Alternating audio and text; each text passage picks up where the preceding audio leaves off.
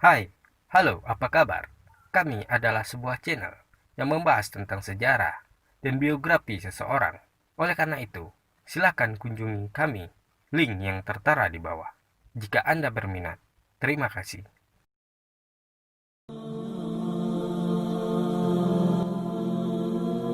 Assalamualaikum warahmatullahi wabarakatuh.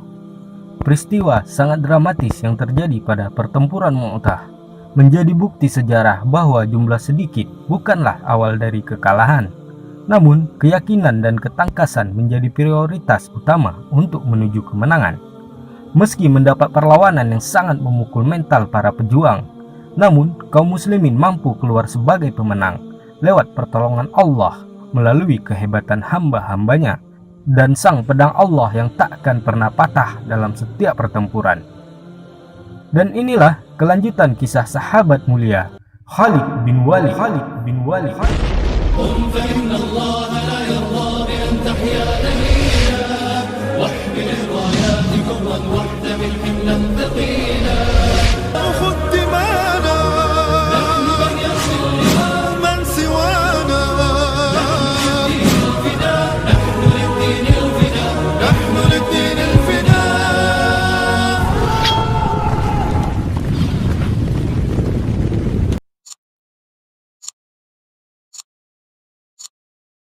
يا شهيدا علمنا معنى العزة والإباء، نراه نجما ساطعا يتراءى بالكبرياء، نراه نجما ساطعا يتراءى بالكبرياء. Seperti yang telah kita bahas sebelumnya, di mana pertempuran Mu'tah menjadi awal mula sebagai kekuatan tanpa batas, di mana 3.000 pasukan mampu memukul mundur pasukan lawan yang berjumlah 200.000 personil. Memang benar tidak akan mungkin nalar manusia meyakini hal tersebut. Namun, kehebatan sebuah pasukan tidaklah 100% terletak pada keberanian dan ketangkasan. Akan tetapi, kepercayaan diri akan Tuhan yang Maha Esa, yang menetapkan segalanya dan menolong hamba-hambanya yang beriman. Terlebih fakta sejarah seperti yang diungkapkan Thomas Arnold, sejatinya pasukan muslimin, jikalau mereka berperang, yang mereka inginkan hanyalah kematian, sementara lawan mereka menginginkan kehidupan.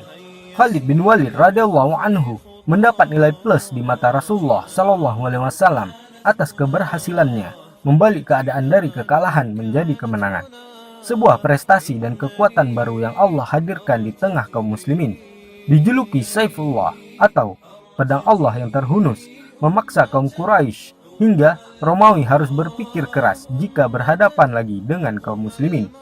Terlebih setelah peristiwa Mu'tah yang mereka tidak habis pikir bagaimana jumlah kecil mampu melumat pasukan besar. Tidaklah semua itu melainkan atas pertolongan Allah.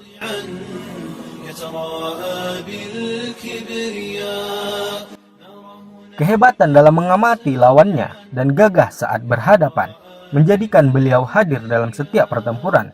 Bisa dikatakan kisah hidupnya bagaikan kesatria yang tidak ada lagi kesatria-kesatria lainnya setelah kepergiannya. Panggilan jihad baginya bagaikan hidangan lezat yang tak tertandingi.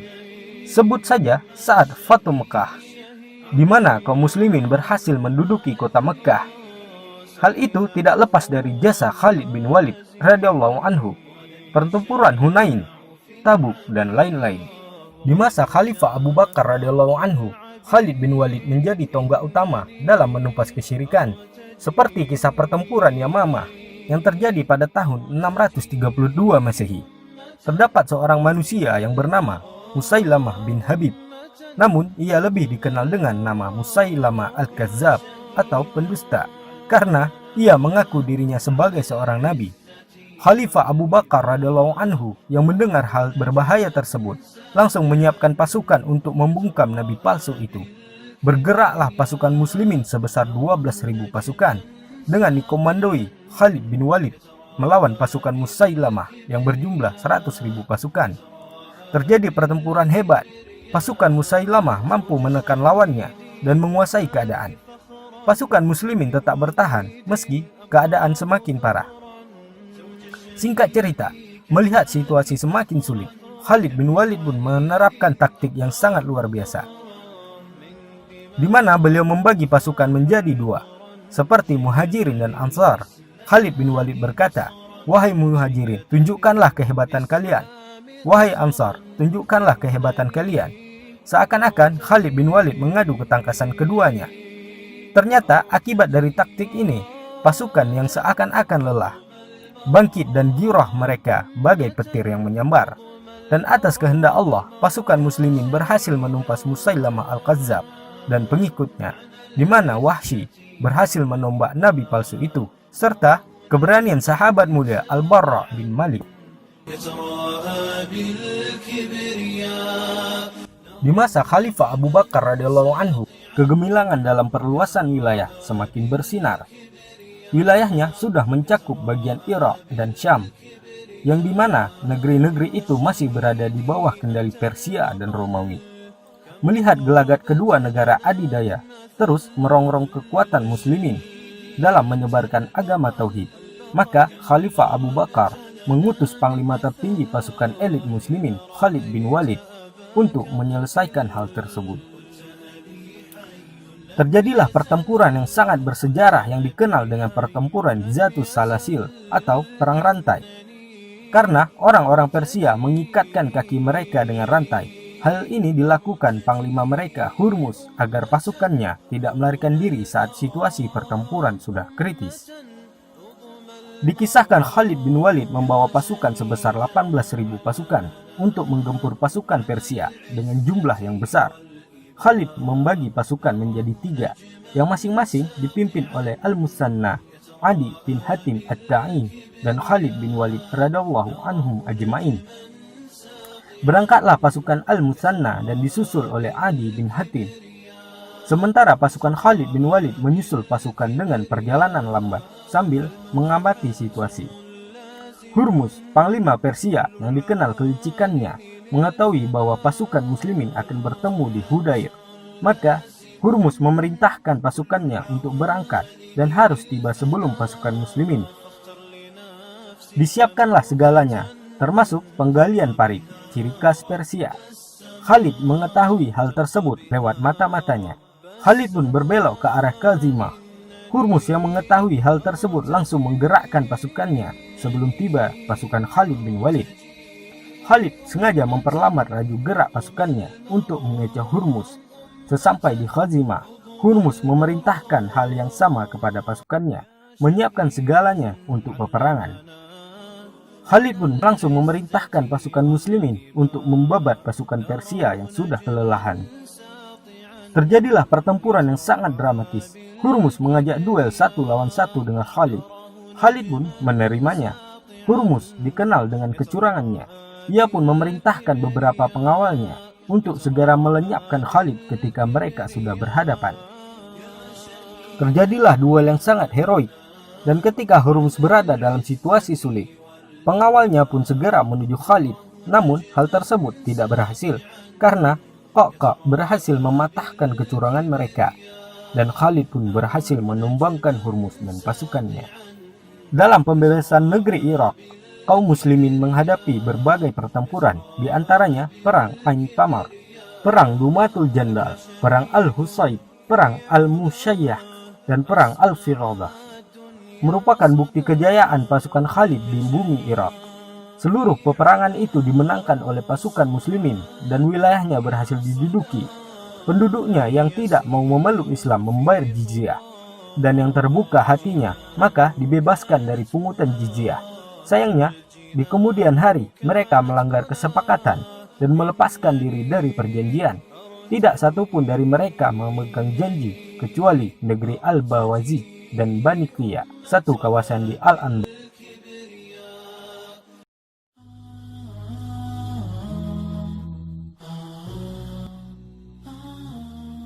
Banyak di antara kita salah memahami tentang sebutan pedang Allah yang terhunus. Banyak yang mengartikan bahwa Allah menurunkan pedang di langit dan diserahkan kepada Khalid bin Walid radhiyallahu anhu. Namun hal ini terbantahkan oleh sejarah, di mana saat pertempuran Yarmuk, seorang panglima Romawi yang bernama Jos bin Tozira Saat hendak dimulainya pertarungan, Jos berhadapan dengan Khalid. Jos berkata, "Ya Khalid, jawablah pertanyaanku dan janganlah engkau mendustakanku, karena sesungguhnya orang mulia tidaklah berbohong. Apakah Allah menurunkan pedang dari langit kepada nabinya, lalu ia memberikannya kepadamu, di mana dengan pedang itu engkau tidak pernah kalah di setiap medan pertempuran?" Khalid menjawab, "Tidak."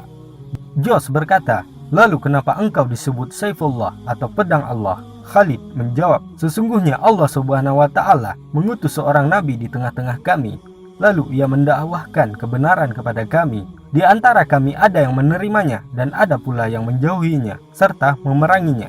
Aku termasuk yang menjauhinya, hingga Allah memberi kami hidayah dan kami pun mengikutinya. Lalu ia berkata kepadaku, 'Wahai Khalid, engkau adalah pedang di antara pedang-pedang Allah yang dihunuskan kepada orang musyrik.' Lalu ia mendoakanku, maka aku pun menjadi orang yang paling keras permusuhannya terhadap orang musyrik."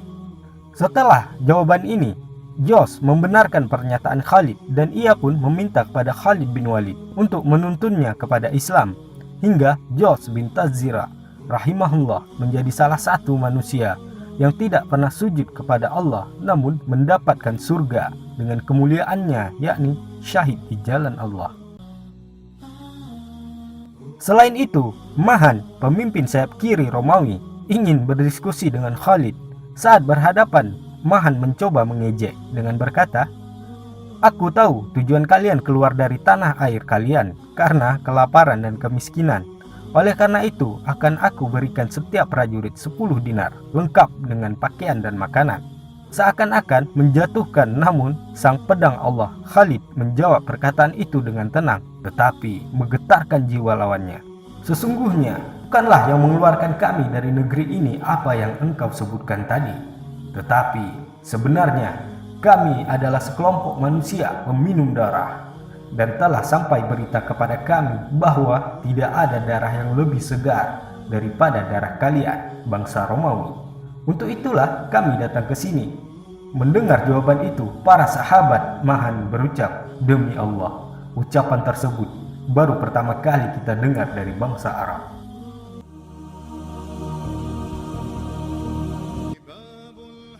Maka pada tahun 636 Masehi, bertepatan dengan 13 Hijriah di lembah Yarmouk, Suriah, kedua pasukan pun berhadapan.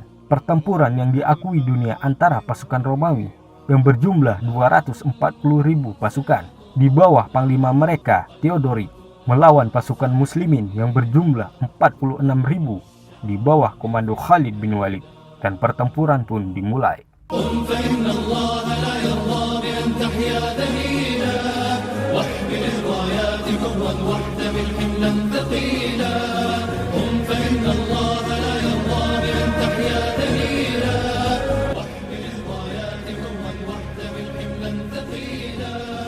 Khalid bin Walid yang saat awal sudah menyiapkan strategi dengan membagi-bagi pasukan menjadi 46 barisan, yang di setiap barisan dipimpin oleh panglima masing-masing. Kemudian ia mengelompokkan pasukan-pasukan itu di jantung pasukan, sayap kanan dan sayap kiri. Jantung pasukan terdiri dari 15 batalion di bawah pimpinan Abu Ubaidah bin Al-Jarrah. Pasukan sayap kanan juga terdiri dari 15 batalion yang dipimpin oleh Amr bin Aus dan Surahbil bin Hasnah sebagai wakilnya. Demikian juga pasukan sayap kiri terdiri dari 15 batalion yang dipimpin oleh Yazid bin Abi Sufyan. Satu batalion lainnya berada di baris belakang. Batalion ini diizinkan bergerak bebas tergantung kondisi perang. Pimpinan batalion akhir ini adalah Ikrimah bin Abi Jahal. Sementara Khalid bin Walid berada di jantung pasukan, memimpin mereka semua dari posisi tersebut.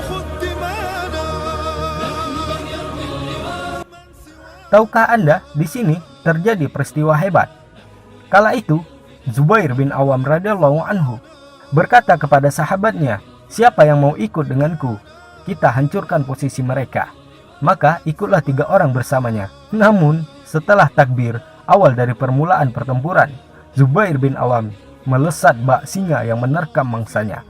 Sementara sahabat lain hanya menyaksikan saja. Zubair dengan kegagahannya menerobos barisan awal hingga ujung pasukan Romawi, hingga beliau kembali ke barisan muslimin.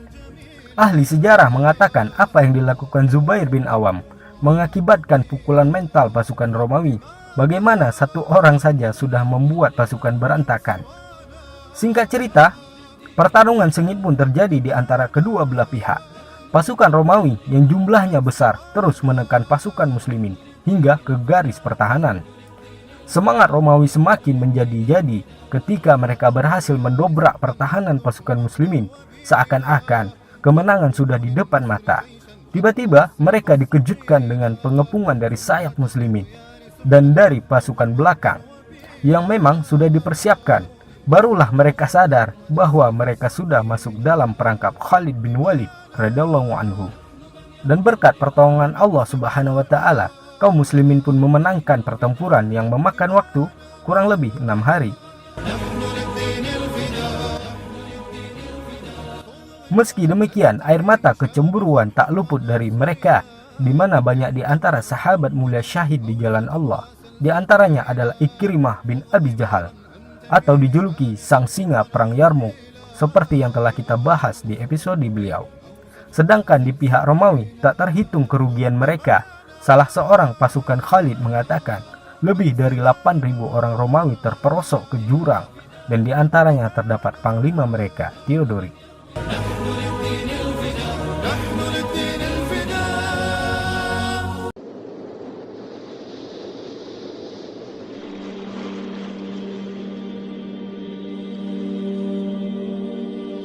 Setelah kemenangan di Yarmuk, Khalid memperingatkan Kisra, Raja Persia, yang juga ingin memerangi Islam. Khalid mengatakan, "Masuk Islamlah, pasti kau selamat. Jika tidak, sungguh akan kukirimkan pasukan yang lebih mencintai kematian. Bagaimana kalian mencintai kehidupan?" Saat membaca surat itu, Kisra merasa ciut. Ia mengirim utusan ke Kaisar Cina untuk meminta bantuan. Kaisar Cina menanggapinya dengan mengatakan, "Wahai Kisra, tidak ada daya bagiku menghadapi kaum yang seandainya mereka ingin meruntuhkan sebuah gunung, niscaya mereka bisa melakukannya." Sedikit kita jelaskan, sebenarnya sebelum terjadinya pertempuran, utusan dari Madinah datang menemui Khalid dengan membawa selembar surat. Khalid pun membacanya dan mengisyaratkan agar isi surat tersebut dirahasiakan kepada siapapun sampai pertempuran selesai. Hal ini dilakukan demi tidak memecah suasana dan prajurit bisa lebih fokus. Sangat cerdas. Isi surat tersebut tidak lain sebuah pengkabaran kepada pasukan muslimin bahwa telah wafatnya manusia terbaik setelah Rasulullah SAW, yakni Abu Bakar radhiyallahu anhu, dan kepemimpinan diserahkan kepada Umar bin Khattab Al-Faruq. Selain itu, isi surat tersebut juga meminta Khalid untuk mundur dan menyerahkan kembali hak kepemimpinan utama kepada Abu Ubaidah Al-Jarrah radhiyallahu anhu. Namun ketika surat itu diketahui oleh Panglima Besar, Abu Ubaidah tetap memberi isyarat kepada Khalid untuk mengatur segala peperangan. Singkat cerita, setelah kaum muslimin mengetahui hal tersebut, banyak di antara mereka tidak setuju dengan ijtihad Umar untuk memecat Khalid bin Walid. Bahkan banyak juga di antara kita yang hampir terprovokasi dengan kisah kedua sahabat mulia ini, sehingga membuat kita menerka-nerka. Para ulama menjelaskan bahwa sejak kemenangan demi kemenangan diraih oleh Khalid bin Walid, banyak di antara kaum muslimin sudah terprovokasi tauhidnya, di mana mereka berkata dan berpikir tidaklah sebuah pertempuran besar, melainkan jika Khalid yang memimpin maka kita akan menang. Hal inilah yang dianggap sangat berbahaya oleh Amirul Mukminin Umar bin Khattab radhiyallahu anhu ajmain. Mereka seakan-akan melupakan Allah Subhanahu wa taala yang Maha memberi kemenangan.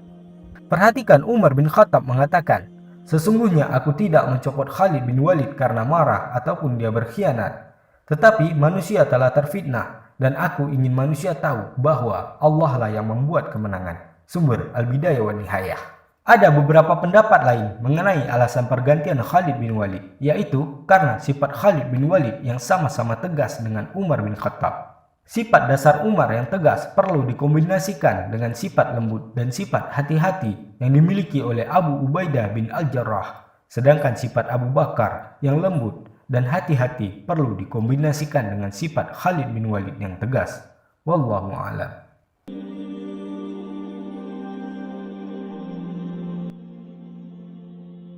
Menjelang wafatnya, Khalid bin Walid radhiyallahu anhu merasa sedih, di mana cita-citanya sebagai syuhada tidak didapatkannya. Ketika orang-orang datang menjenguknya, Khalid bin Walid memperlihatkan lengannya, maka terlihat tidak ada satu jengkal pun sisi lengan beliau, melainkan bekas luka, bekas panah, tombak, dan lesatan pedang. Begitu juga tubuhnya. Beliau menangis karena merasa terhina, di mana tidaklah banyaknya peperangan muslimin, melainkan Khalid bin Walid ada di situ. Namun Allah menakdirkan beliau wafat di atas kasurnya. Seseorang yang bersamanya mengatakan, "Wahai Abu Sulaiman, tidakkah engkau mengerti ketika Rasulullah Shallallahu Alaihi Wasallam menjulukimu Saifullah atau pedang Allah yang terhunus? Maka tidaklah mungkin kau gugur dalam pertempuran. Jika engkau gugur, maka mereka akan mengatakan, pedang Allah telah dipatahkan." Mendengar jawaban ini, Khalid bin Walid pun tersenyum dan mewasiatkan agar kuda dan pedangnya diinfakkan ke jalan Allah dan menyedekahkan tanah dan rumahnya yang ada di Madinah. Dan menjelang wafatnya, Khalid bin Walid membenarkan keputusan Umar untuknya demi kemaslahatan umat.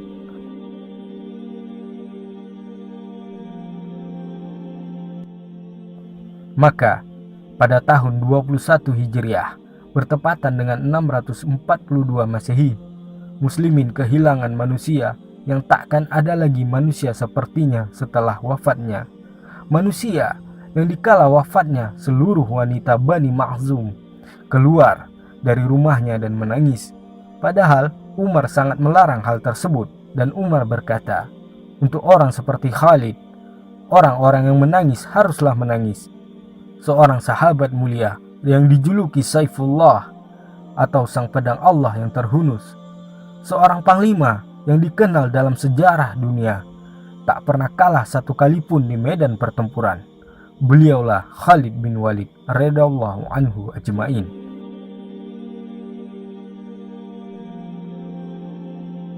Beliau pun wafat di Himso, salah satu kota di Suriah. Namun jasa dan kisahnya takkan pernah terkubur oleh waktu, dan takkan pernah ada lagi manusia seperti Khalid bin Walid radhiyallahu anhu.